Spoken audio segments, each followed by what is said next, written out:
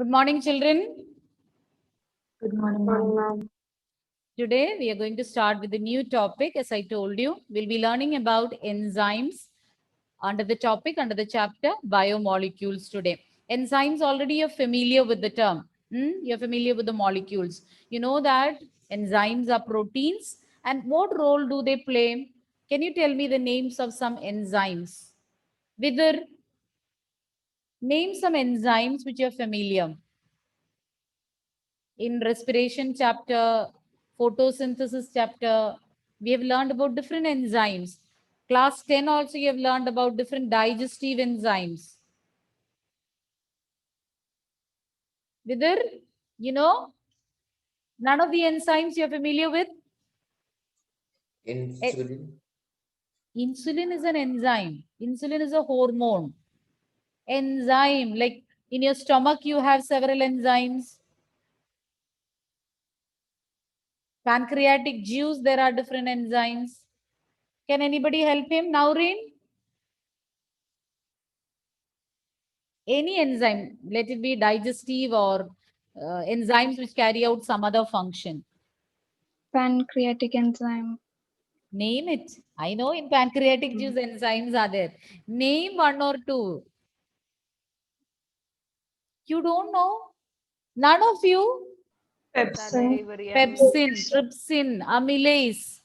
Then in glycolysis, we learned know about different enzymes. Hexokinase, isomerase.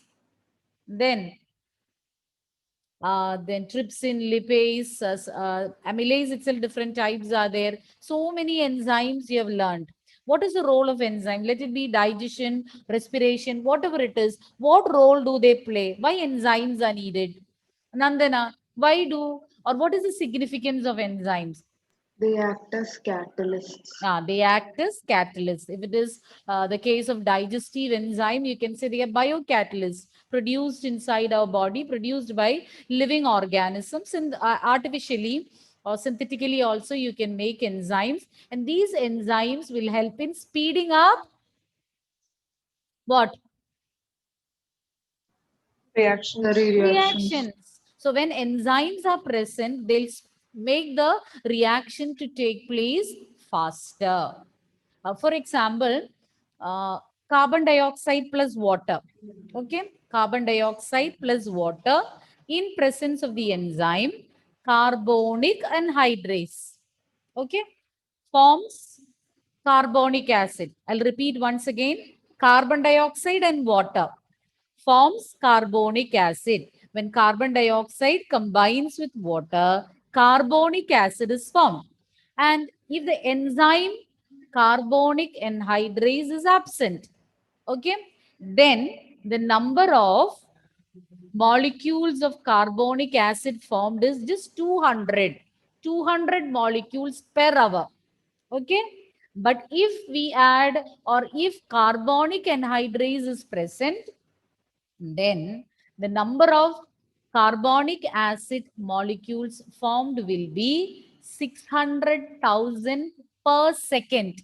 See the drastic difference. So that means enzymes will help in speeding up the rate of reactions, and it won't get used up in the reaction. Once it has completed its assigned task, again it will be free to continue the process. It's not getting used up in the process. It will help as a facilitator. It will help in speeding up the reaction, and once the reaction is completed, the enzymes will be free to carry out similar reactions again and again. So once again, I'll repeat that example. You can note it down. It's mentioned in your textbook.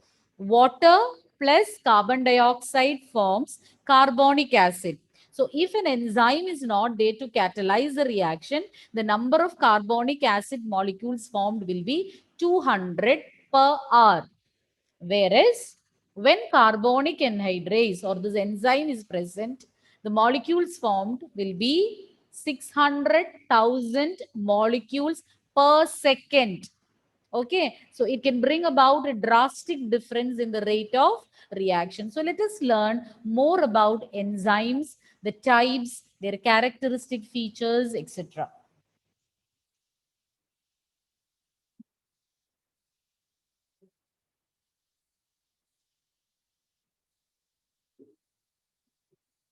The chapter is about biomolecules.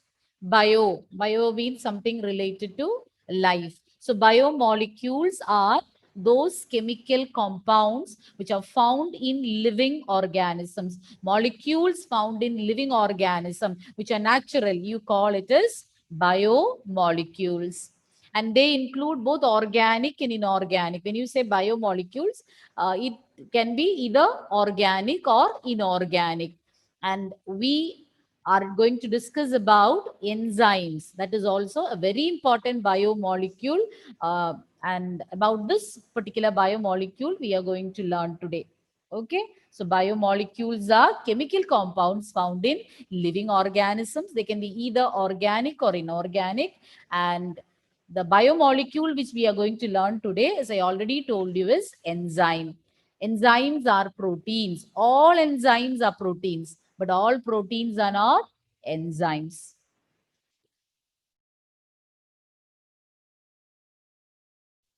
Enzymes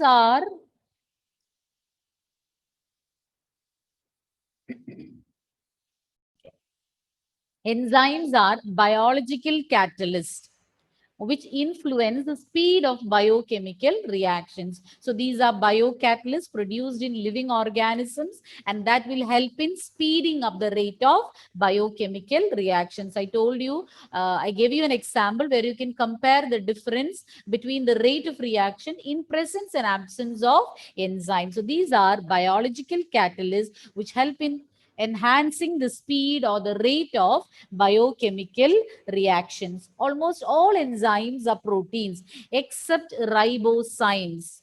Ribozymes are nucleic acids and they can act like enzymes, or they will help in, or they perform the functions of enzymes. Apart from that, apart from these nucleic acids which function as enzymes known as ribozymes, all other enzymes are proteins, but all proteins are not enzymes.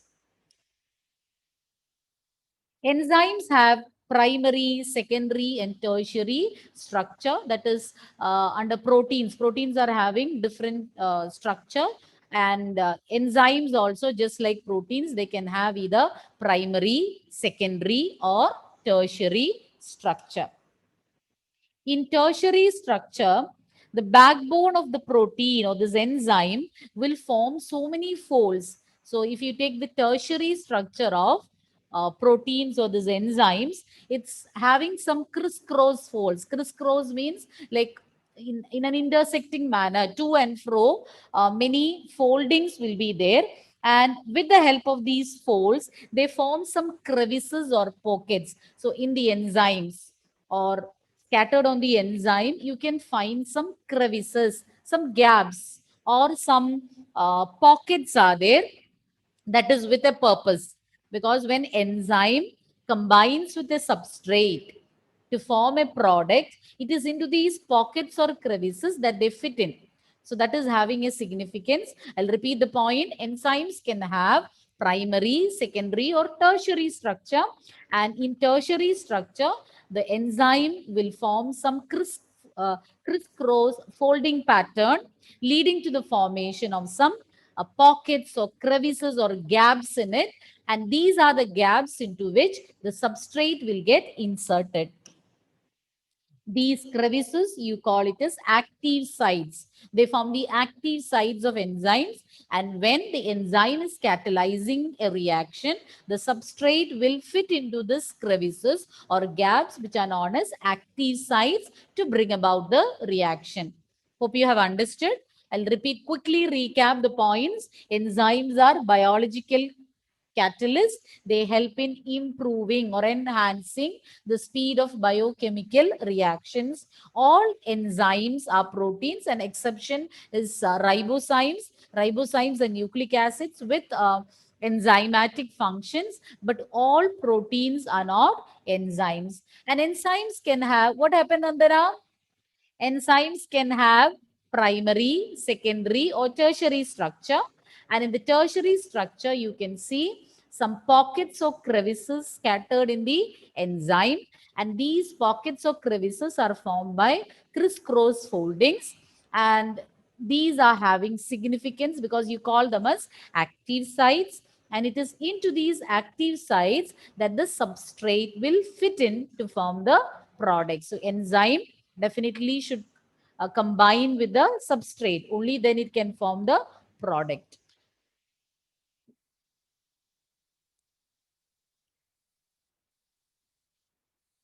The enzymes catalyze the reactions at a high rate through their active site. So enzymes are capable of catalyzing the reaction. They enhance, they improve the rate of the reaction through their active site. So it is into the active site, the substrate will come and fit in and bringing about the formation of products. Unlike inorganic catalysts, enzymes, they get damaged at high temperatures, except those which are isolated from thermophilic organisms. So thermophilic means what to say, high temperature loving organism. There are some organisms, certain bacteria which can survive at very high temperature. Thermus aquaticus, that is one example for such a bacteria.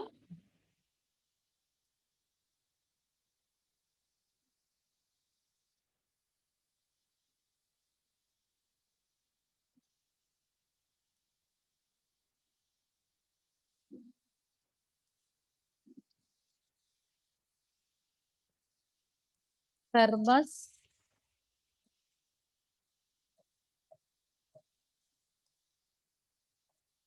aquaticus is the name of the bacteria which is thermophilic, and the enzyme produced from such thermophilic organism, they are resistant to high temperature. But normally, under normal conditions, enzymes, they have an optimum pH and optimum temperature. Beyond that, they cannot function. And not only that, enzymes will get denatured. Their properties will change at high temperature, and that will become non-functional.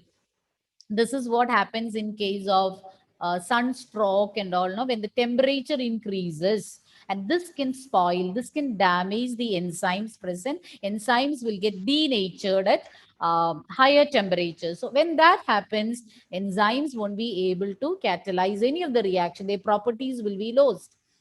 So all the enzymes, they have an optimum temperature and pH beyond which they cannot function properly. And except those enzymes which are extracted from thermophilic organisms. So in those, the enzymes produced or extracted from those organisms will be able to resist high temperatures, or they can resist fluctuations in temperature. But under normal conditions, enzymes will get denatured at high temperature. Now, any change you have learned in lower classes, changes can be physical or chemical. Chemical changes, physical changes. I think class 7 you have learned about it. Hope you are remembering. Are you remembering, children, the differences between physical and chemical changes? When you say physical changes, here the shape is changed without the breaking of bones. Whereas in chemical changes involves making and breaking of bones. So physical changes and chemical changes. In physical change, the shape is changed, but there is no breaking of the bones. Whereas chemical changes influence the bones that holds the molecules together. Rate of reaction. Rate of reaction means amount of product formed per unit time. So just now I told you, enzymes can increase the rate at which or the rate of reaction can be improved, can be enhanced by the enzymes. So what do you mean by the rate of the reaction? The amount of products formed per unit time, that decides the rate of reaction. Rate of reaction can be expressed as delta P by delta T, P for products, T for time. So rate of reaction is delta. Isn't it delta, children? Yes, ma'am. Yes, delta P by delta T. So the rate of reaction means the amount of product formed per unit time. Temperature has got a direct influence. So there are different factors influencing the rate of a reaction. Temperature directly influences. The rate will double or even half for every 10 degrees Celsius change in either direction. So when the temperature is increasing or decreasing, accordingly there can be differences in the rate of reaction. So for every 10 degrees Celsius change, the rate can either double or it can become half. So temperature is having a direct influence on the rate of reaction, and it happens or the rate becomes double or it becomes half for every 10 degrees Celsius change. 10 degrees Celsius more temperature and 10 degrees Celsius less. So depending upon that, in either direction, when there is a fluctuation in the temperature, you can find that for every 10 degrees Celsius change in the temperature, the rate can get doubled or halved. Using a catalyst, the rate of a reaction can be increased by about 10 million times in certain cases. The example what I told you, that is carbonic anhydrase, carbon dioxide and water combining and forming carbonic acid in presence of this particular enzyme, carbonic anhydrase, is an example. Like there the rate is increasing. The rate of reaction is increasing 10 million times, because from 200 molecules per hour, it has increased to 600,000 molecules per second. So there you can notice a 10 million times increase in the rate of reaction.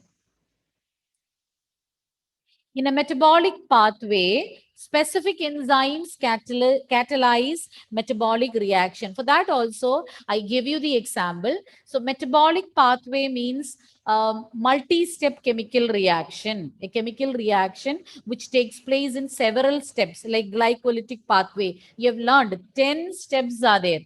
And even though you don't have to learn the names of enzymes catalyzing each step, I told you that each step is catalyzed by enzymes. So in glycolytic pathway, where the glucose is getting converted to pyruvate, 10 steps are involved.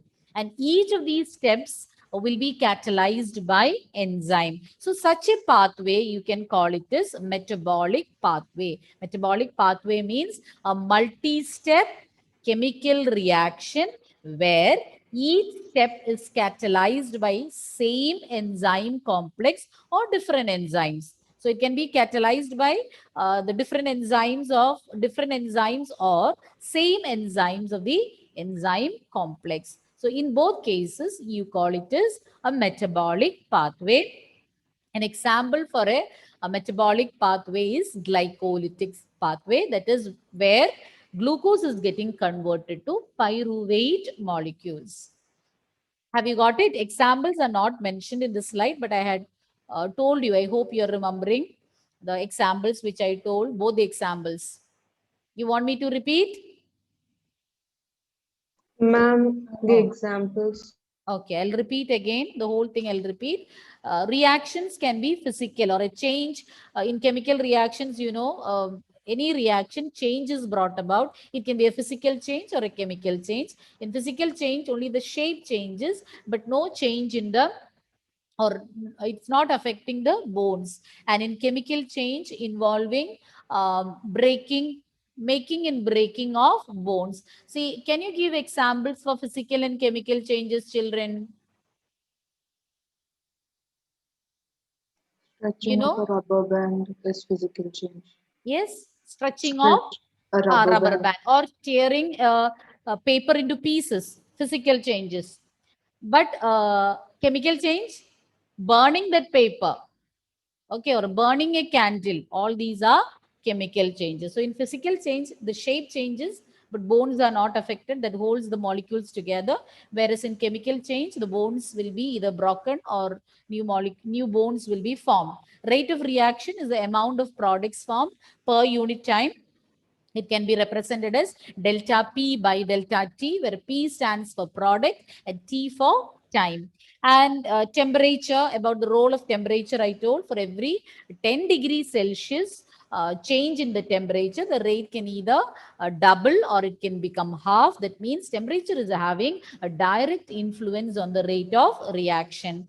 And in presence of an enzyme or in presence of these catalysts, the rate of the reaction can be improved or can be made 10 million times more.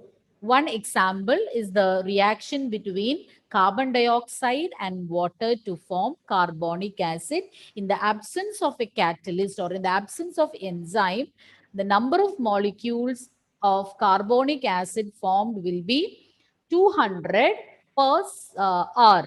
Whereas when the enzyme carbonic anhydrase is present, the number of molecules formed will be 600,000 molecules per second. That means the rate is enhanced, or then 10 million times the rate will be enhanced.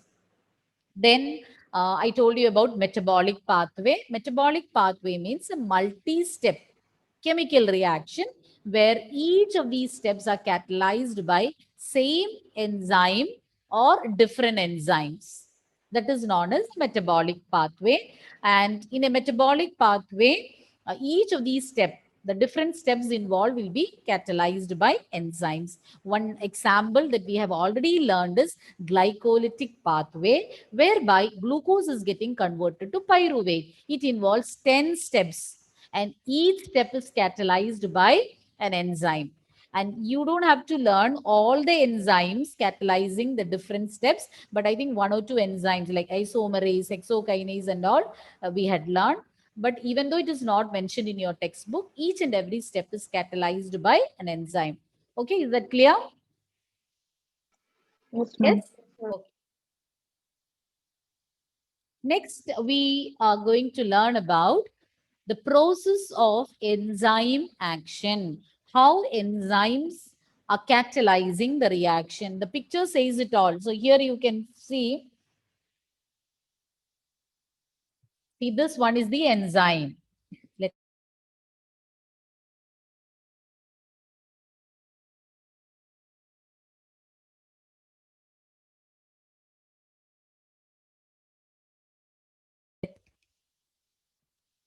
Okay, so this blue color, what they have shown is the enzyme. Okay, they have represented it in blue color.